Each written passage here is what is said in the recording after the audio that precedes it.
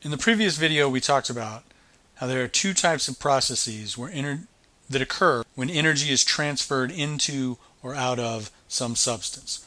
One of them involves a temperature change, and that was the specific heat process that we talked about in the last video. The other is a latent heat process that involves a phase change. So in a latent heat process, the phase of your substance changes.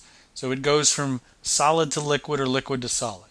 It goes from liquid to gas or gas to liquid. It changes its phase, but it does that at a constant temperature. So the temperature of your substance remains the same while it's undergoing this phase change process.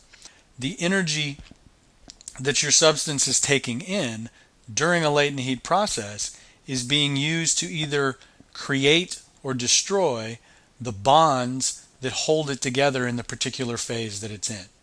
So if you have something that's initially in solid, say like ice, if that ice is at the melting point, when you take in energy, what that energy is going to do is not change the temperature of the ice, it's going to break those bonds that are holding it together as a solid structure.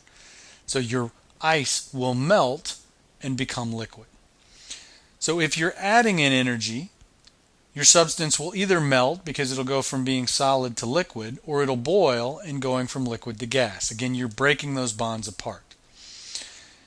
In removing energy, because there's less energy in the system, that means your particles aren't moving around as much, and it's easier for those bonds to form.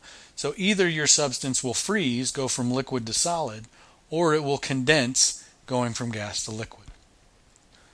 So if we want to calculate out the energy transferred into or out of our substance during a latent heat process, our equation says there's a plus or minus out front. It's the mass of the substance times a latent heat value. So the first thing to notice is we're responsible for getting the sign right in a latent heat process.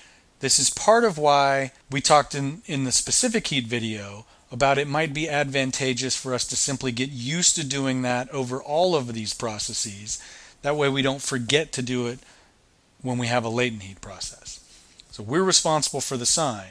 And so I calculate out the energy transferred into or out of my system by taking either the plus if energy was transferred in, or the minus if energy was transferred out. Now the latent heat value depends on two things. One is the substance. The second is the type of transformation. So if you have something that is melting, that's going to be a different latent heat value than if you have a transition where something is boiling away. When substances transition between solid and liquid, so either they melt in going from solid to liquid, or they freeze going from liquid to solid, that occurs at, whether you want to call it the melting point, the freezing point, so that occurs at a particular temperature, and you need the latent heat of fusion for your calculation. So when you have melting or freezing, you've got Q equals plus or minus mass times the latent heat of fusion. And again, you want the plus if it's melting because your system has to take in energy to melt. You want the minus if it's freezing. Your system has to give energy up to freeze. So the plus occurs when your substance goes from solid to liquid. The minus occurs when your substance goes from liquid to solid. On the other hand, if you've got a transition between liquid and gas, then you need the latent heat of vaporization. So instead of a F subscript, it now has a V subscript.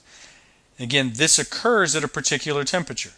So boiling and condensing happens at the boiling point. And then again, we calculate out what the energy transferred to our system was by plus or minus, depending on which transition occurred, the mass of our substance times the latent heat of vaporization. You get the plus if your substance boiled in going from liquid to gas. We need the minus sign, on the other hand, when our substance is condensing, and so therefore going from gas to liquid.